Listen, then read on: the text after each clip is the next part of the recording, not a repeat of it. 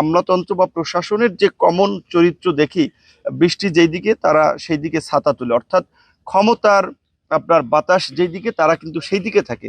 তো এই প্রশাসন যদি আগেই ধরেন ধারণা পায় যে অমুক দল ক্ষমতা আসতেছে, তাহলে কিন্তু বর্তমান সরকারের কথা প্রশাসন শুনবে না। রাজনৈতিক দলগুলো সেখানে অঙ্গীকার করবে এবং তারা স্বাক্ষর করবে, সেইটি নিয়ে হবে জুলাইয়ের সনদ। যেই সনদ হচ্ছে আরো কয়েকদিন পরে বাস্তবায়ন হবে। জাতীয় ঐক্যমত্য কমিশন এই দীর্ঘ 2 মাসের আলাপ আলোচনায় যে আপনারা জানেন বেশ কিছু বিষয়ে তারা রাজনৈতিক দলগুলোর সাথে ঐক্যমতে পৌঁছেছে, যে সবাই একমত হয়ে কিংবা কিছুটা ভিন্নমত হয়েও এই বিষয়গুলো বাস্তবায়নের উপরে জোর দিয়েছে। যেমন ধরেন আমাদের এই শাসনতান্ত্রিক কিংবা সরকার ব্যবস্থার মৌলিক পরিবর্তনের ক্ষেত্রে দ্বিকক্ষ বিশিষ্ট সংসদের কথা আলোচনা হয়েছে এবং সেটা মোটামুটি একমত হয়েছে। নিম্নকক্ষে 400 আসন থাকবে, 300 আসন পুরুষের জন্য, 100 আসন মহিলাদের জন্য। 300 আসন বর্তমান এক্সিস্টিং পদ্ধতিতে নির্বাচন হবে, 100 নারী, সেটা বর্তমান যে 50টা আছে আগামী নির্বাচনে 5% বাড়ানো হবে, পর্যায়ক্রমে 100তে উন্নীত করা হবে।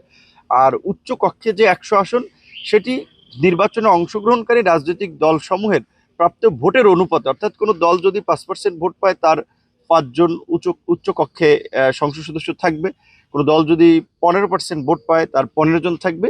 এরকম একটা পরিবর্তন হচ্ছে আপনার এই সংসদীয় ব্যবস্থায়।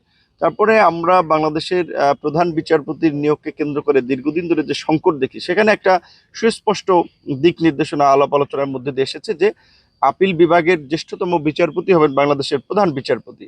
কিংবা আজকের এই গণ অভ্যুত্থান যে প্রেক্ষাপটে হয়েছে, যে তরুণদের বেকারত্ব এবং কর্মসংস্থান না থাকার ফলে বা কর্মসংস্থানের ক্ষোভ থেকে, সেখানে আমাদের দেশে যে ন্যূনতম স্পেসটুকু আছে সরকারি চাকরিতে, সেটা যেন পিএসসির মাধ্যমে নিয়োগ হয় এবং পিএসসি যেন আপনার একেবারে স্বচ্ছ একটা নিরপেক্ষ প্রক্রিয়ার মধ্যে দিয়ে এই নিয়োগগুলো সম্পন্ন করে, সেজন্য আমরা পিএসসিকে একটি সাংবিধানিক প্রতিষ্ঠানে পরিণত করার জন্য এই ঐক্যমত্য কমিশনের আলাপ আলোচনায় একমত হয়েছি। ন্যায়পাল এবং দুর্নীতি দমন কমিশন, এবং সবচেয়ে বাংলাদেশে নির্বাচন নিয়ে গত 50 বছরই সংকট হয়েছে, সেই ক্ষেত্রে একটা স্বাধীন এবং নিরপেক্ষ নির্বাচন কমিশন কিভাবে গঠন করা যায়, কি প্রক্রিয়ার মধ্যে দিয়ে।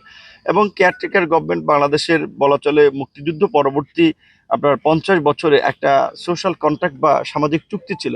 সেইখানে আমরা দেখেছি যে এই কেয়ারটেকার গভর্নমেন্ট নিয়েও 5 বছর পর পর একটা সংকট তৈরি হয়, রাজনৈতিক দলগুলো বিপরীতমুখী অবস্থানে থাকে। সেই ক্ষেত্রে এই ঐক্যমত্য কমিশনের আলাপ আলোচনায় কিন্তু আমরা একমত হয়েছি কেয়ারটেকার সরকার ব্যবস্থা, সংসদে সরকারি দল, বিরোধী দল, দ্বিতীয় বৃহত্তম বিরোধী দল, তাদের মূলত আলাপ আলোচনার মধ্যে দিয়ে আপনার এই কেয়ারটেকার গভর্নমেন্টের প্রধান এবং অন্যান্য উপদেষ্টারা অ্যাপয়েন্টেড হবে। তো এরকমের বেশ কিছু সংস্কার বিষয়ে আমরা একমত হয়েছি। নিজেদের জনসমর্থন জনপ্রিয়তাটাও যাচাই করতে চাই, সেই সুযোগটা তো আমরা পাবো না যদি প্রশাসন আগেই একদিকে হেলে থাকে। সেই জায়গা থেকে আমি মনে করি যে একেবারে বেশি আগে যদি নির্বাচনের দিন তারিখ ঘোষণা করে, তাহলে কার্যত প্রশাসন সঠিক এবং নিরপেক্ষ ভূমিকা পালন করবে।